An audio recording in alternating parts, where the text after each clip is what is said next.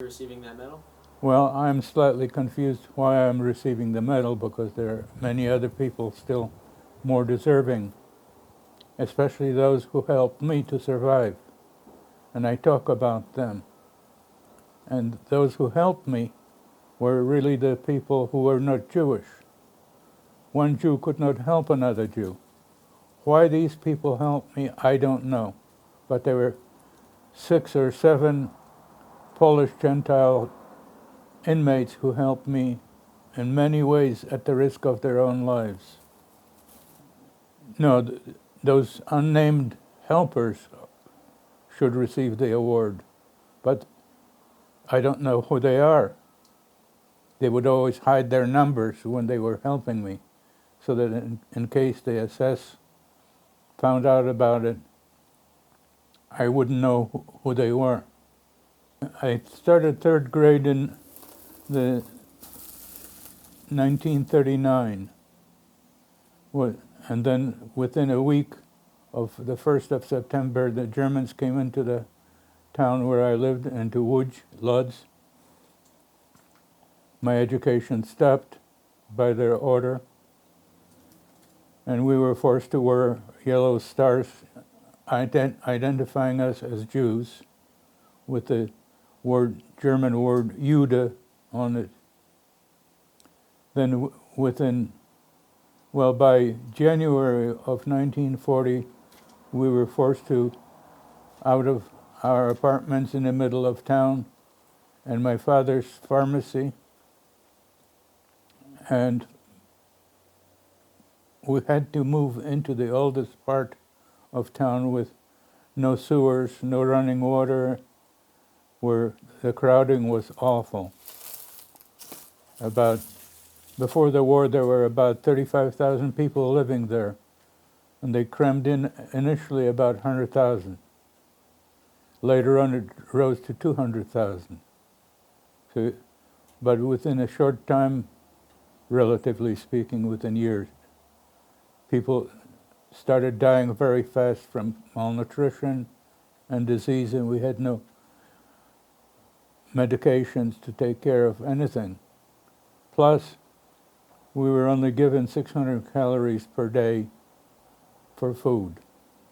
So if you didn't steal or somehow find more food, you're dead, because basal metabolism requires much more than that. So did you steal? Of course. You do whatever you have to do. You dig up grass roots and eat the roots. Whatever you can do. By 1941, my father adopted my cousin, whose both parents died of tuberculosis. His name is now Bill Plywaski. He lives up in the mountains on Sugarloaf. And we somehow survived. For many reasons we survived is because we were a privileged family in the ghetto, because of my aunt, my father's sister, Felicia. She had contact with the men whom the Germans made into the king of the Lodz ghetto, Chaim Rumkowski. So we had advantage of better quarters, little more food than normal, than others. See, there's privilege even in hell. You get a slightly lower flame. By 1944, we were reduced down to about 40,000 out of 200,000. And by the spring of 44, we were down to 30,000. And then the Germans ordered everybody to go to a train depot they constructed specially for that, to be sent out to be sent for work in the East, quote unquote, but it was for murder. So my mother and father and my brother and I hid out in an abandoned house at the edge of the ghetto, in the attic, where we slept between the beams. But eventually, by the beginning of August 44, we had to surrender. We couldn't take it anymore.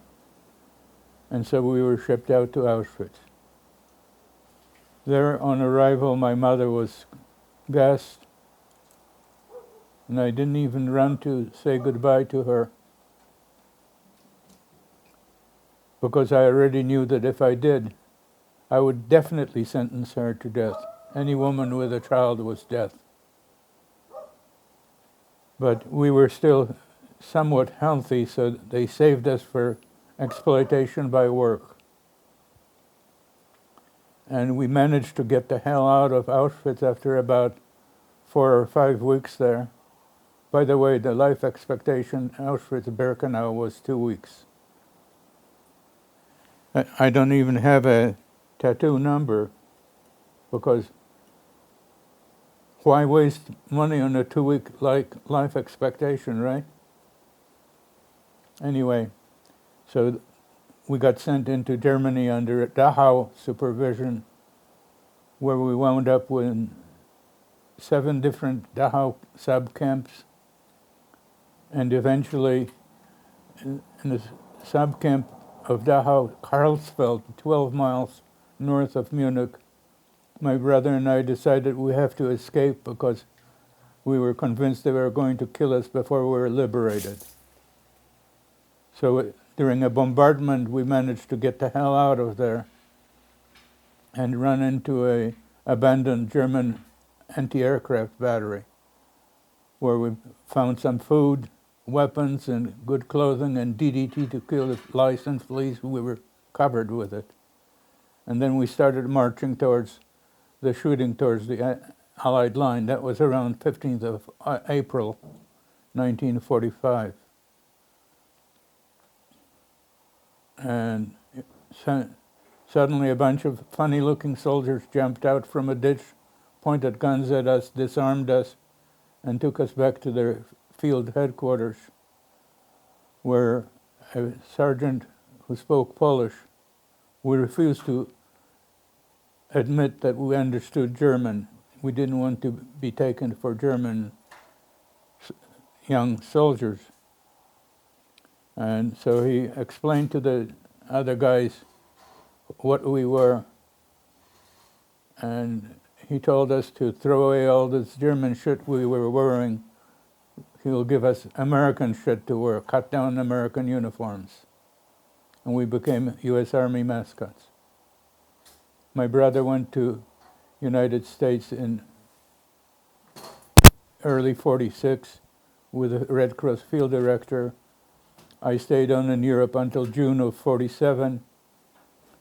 Eventually I decided, the hell, I don't want Europe anymore.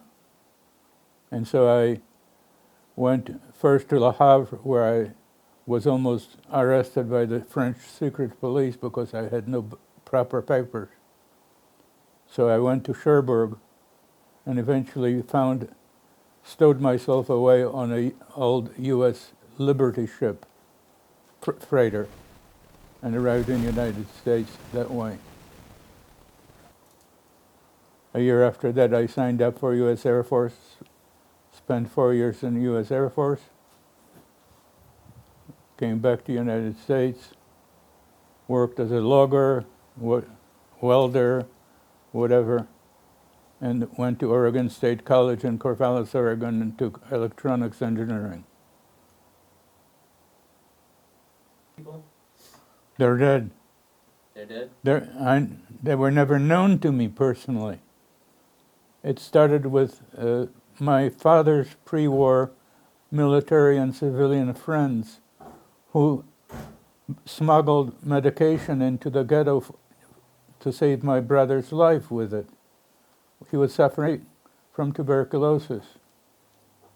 And the only thing that could help with that were injections of glucose and calcium. They smuggled it in. Then once we were in Auschwitz, my brother and I got a little too smart for our britches, and we went into a barracks that was giving extra food to twins. we didn't realize what it was.